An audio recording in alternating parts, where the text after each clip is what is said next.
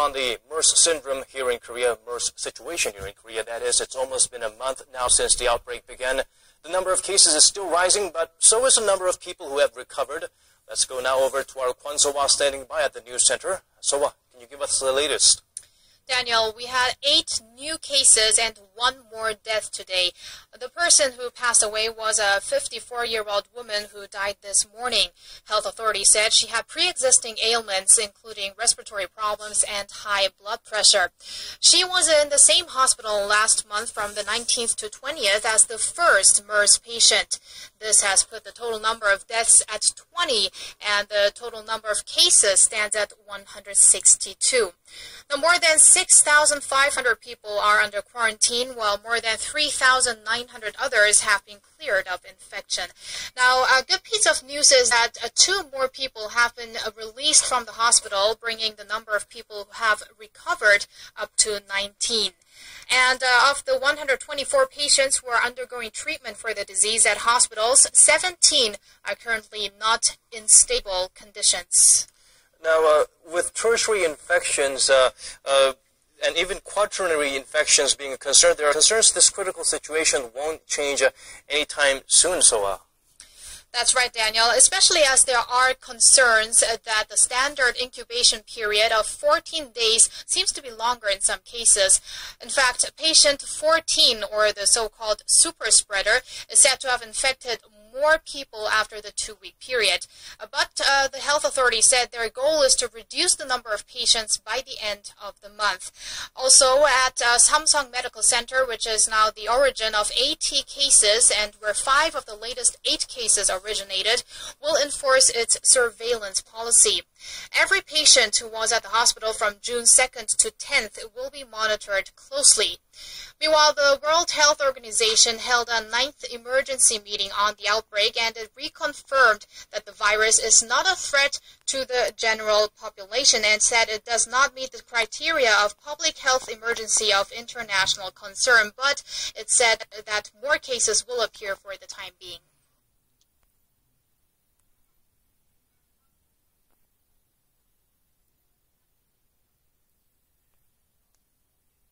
Korea's top diplomat will visit Tokyo next week as Korea and Japan remain tangled in a dispute over history. It will be Foreign Minister Yoon Byung-se's first trip to Japan since taking office in 2013.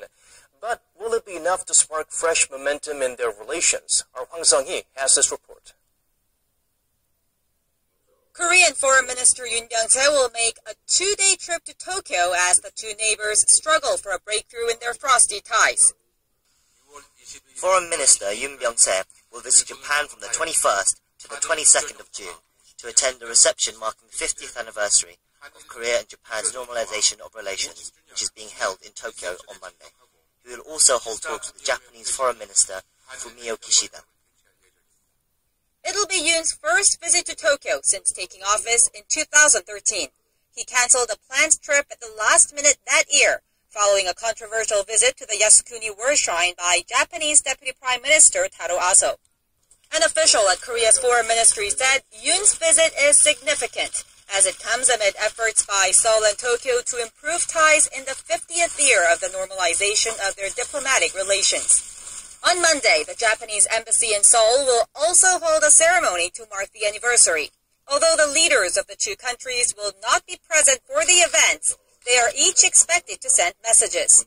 Still, there is little hope that Yoon's visit will spark a dramatic improvement in their relations.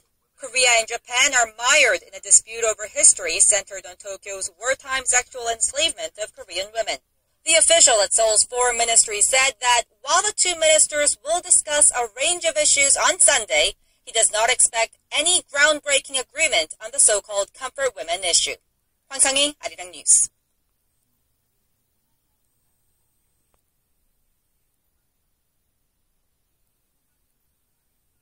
Session has been delayed a day to Friday. Our Park Ji-won tells us more. After a tug-of-war between the rival parties that has continued since Prime Minister nominee Hwang Kyo-won's 3-day confirmation hearing ended last week, the rival camps finally agreed to vote on the nomination on Thursday morning. The decision came after last-minute negotiations between the deputy floor leaders of the two parties Wednesday morning, where the ruling Saenuri Party agreed to accept the main opposition New Politics Alliance for Democracy's demand to set up a special committee on improving the hearing process in exchange for holding the vote on the nominee. The ruling Saenuri Party was aiming to call the vote as soon as possible. The confirmation of the Prime Minister nominee is an urgent matter that cannot be delayed any further to minimize the vacuum in state affairs. The Prime Minister nominee has faced harsh criticism from opposition lawmakers who said he is unfit for the post. They said he's not qualified as he wasn't willing to be thoroughly scrutinized. Thanks for joining us this morning. Hello and welcome to Business Daily. I'm your host, Lee Ji-yoon. Before we get started, let's first take a look at today's highlights. We take a closer look at Korea's car-sharing service and how it has evolved since it launched in 2011. Volunteers are heading over to low-income neighborhoods here in the country to help them stay connected by teaching them computer skills. These stories and more coming right up. We begin with Korea's oldest nuclear reactor, Kori No.1, which will be closed permanently when its operational license expires 2 years later in 2017, becoming the first reactor in the country to be taken offline for good. State-run nuclear operator Korea Hydro and Nuclear Power announced on Tuesday that it will not ask for an extension of the facility that's been running for 38 years now. It added that there are no safety issues with the reactor, but that doubts about economic feasibility contributed to its decision. Environmental groups and residents in the southern port city of Busan, where the reactor is located, have been continuously calling for the reactor to be shut down following the 2011 Fukushima nuclear crisis in Japan. Korean Air will be adding 100 next-generation aircrafts to its fleet as it signed deals with both Airbus and Boing on Tuesday during the Paris Air Show.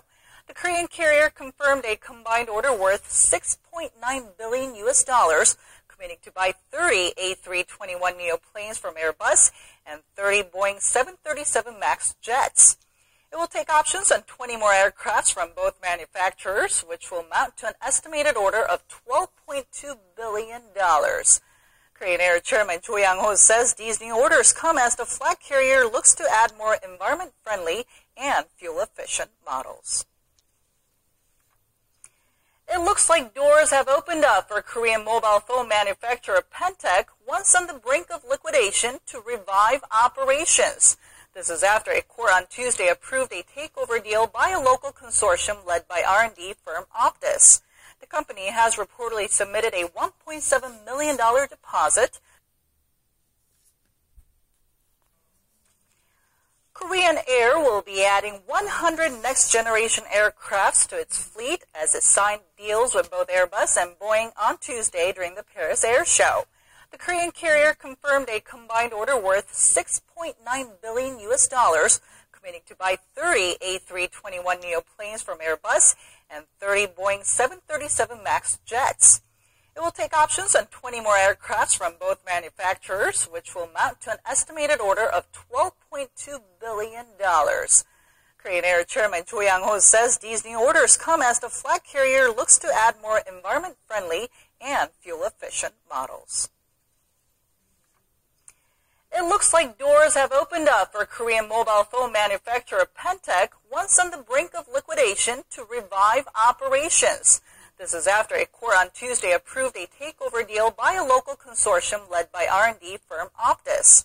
The company has reportedly submitted a $1.7 million deposit. The formal deal will be settled on July 17th.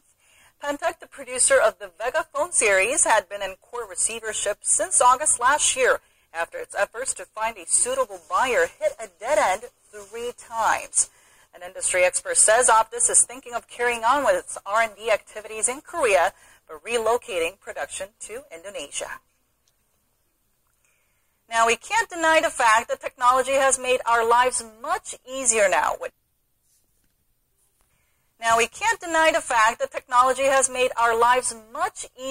With most of us communicating, studying, working, and even shopping using some type of gadget. But for some people living in Korea's low-income neighborhoods, technology has not been all that accessible. So one major telecom company has decided to take the initiative to change things. And our Lee Ju-young tells us more. This man surnamed Kim has been living in a low-income neighborhood for over 8 years now. Since he had to quit his job 7 years ago, it's been difficult for him to lead a stable life. But now, he says he has a new dream after one of Korea's leading mobile carriers, KT, opened up computer classes for free. After I get more certifications, I want to become a computer teacher. Then when I have a fixed income, I want to move to a bigger home.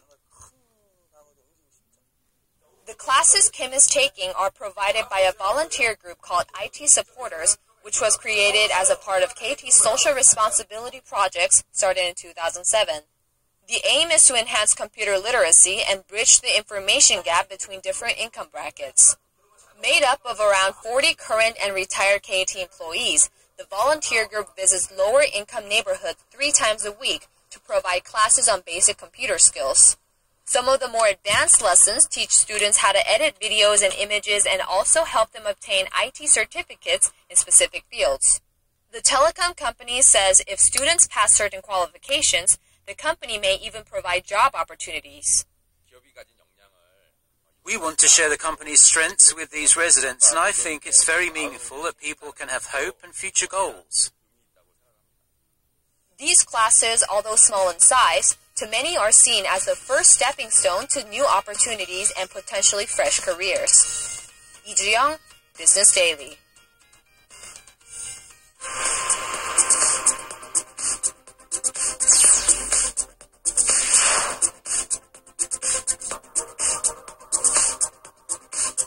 Sharing service here in Korea started back in 2011 as part of the sharing economy movement where people share their assets with others to create value.